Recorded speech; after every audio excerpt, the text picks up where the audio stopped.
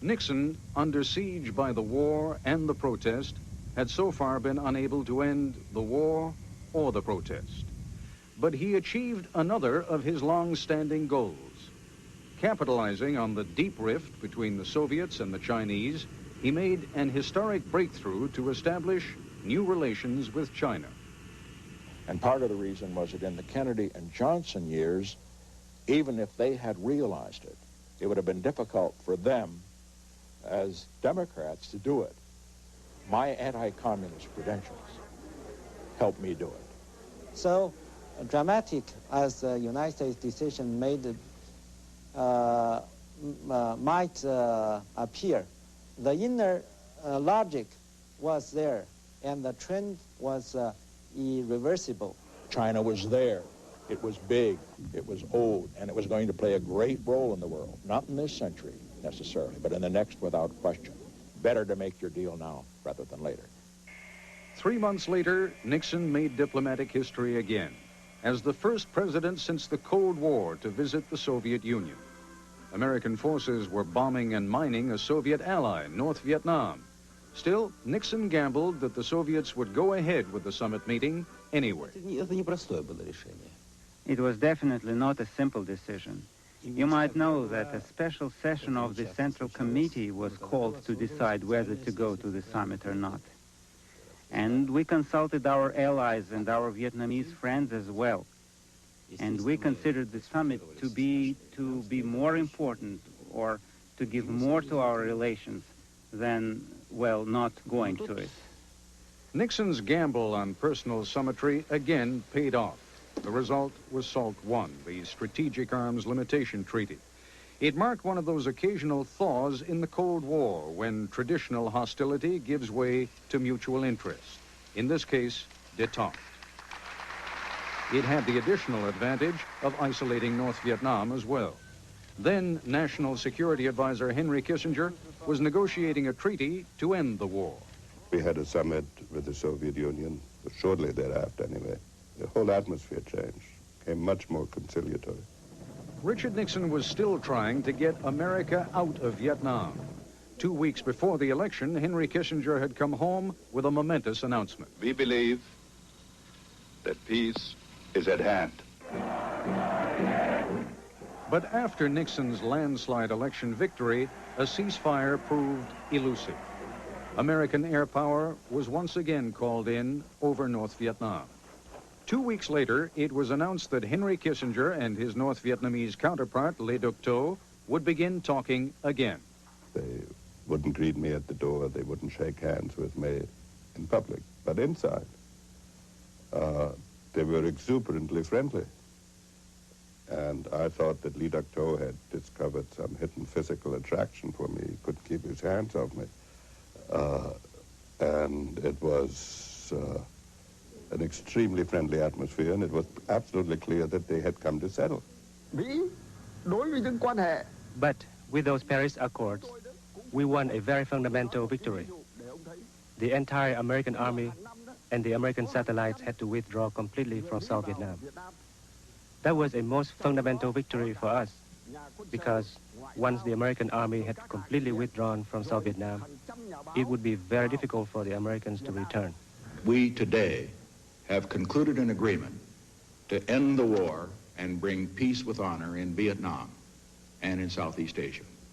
But revelations about the growing Watergate scandal were casting a new shadow of dishonor over the presidency, and Americans watched it unfold on television in the summer of 1973. I began by telling the president that there was a cancer growing on the presidency. What did the president know, and when did he know it? I was aware of listening devices. Republicans do not go ahead and commit illegal acts. Maybe my standards are all haywire. I see no redeeming features in Watergate. Because people have got to know whether or not their president is a crook. Well, I'm not a crook. The impact of Watergate on foreign policy was a disaster. We were closer to Peking and Moscow than they were to each other. We had isolated Vietnam. We had good relations with Europe. We had a lot of options open to us. You cannot, however, exercise your options if you have no authority. And Watergate gradually diminished the authority of the president. In October of 1973, when Egypt staged a stunning surprise attack on Israel, the uncertainty over Richard Nixon's authority would help raise the tensions to nuclear brinksmanship. The Soviets threatened to intervene. Many observers believe that Brezhnev played the hard line that he did in the Yom Kippur War when he threatened to intervene unilaterally because he thought that I was wounded and that I would not react. Soviet forces began maneuvers on their home soil, as if assembling for a Mideast expedition. American forces, including nuclear, went on worldwide alert. It was implicit that in the event that they did move in, we would have to react. And under the circumstances, if we did react, you always had to consider that it might go to the ultimate weapon. Once again, a U.S. president confronted the Soviets with a military threat. And once again, they backed down before tensions reached critical mass. But the Arab world was holding America responsible for Egypt's eventual defeat at the hands of the Israelis. ABC News has learned that the administration is looking at several possible gasoline rationing plans. All service stations are going to limit gasoline sales to 10 gallons per car. Yesterday, there were less than 40 stations open to serve about 5 million people.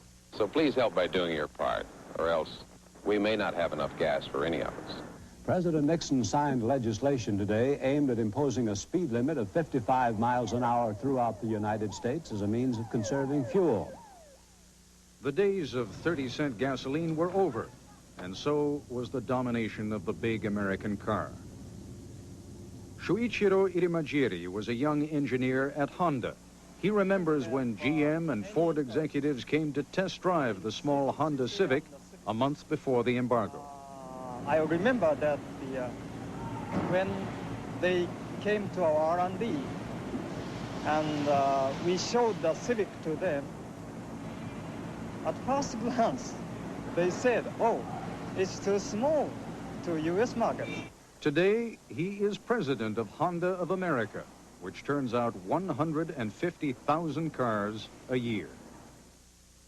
By late summer of 1974, Americans were all but oblivious to everything but one event, Watergate. And overseas, our friends and adversaries alike simply shook their heads. They were totally befuddled by it all. And as a matter of fact, shortly after I arrived in Europe as a Supreme Allied Commander, almost every head of state and government sought me out. And in private conversation said, what in God's name have you American people done to one of the most effective leaders of this generation? We know that Nixon was a very shrewd person, clever sometimes, especially in his internal policy. But at the same time, we must appreciate him as a man who was practical, who had some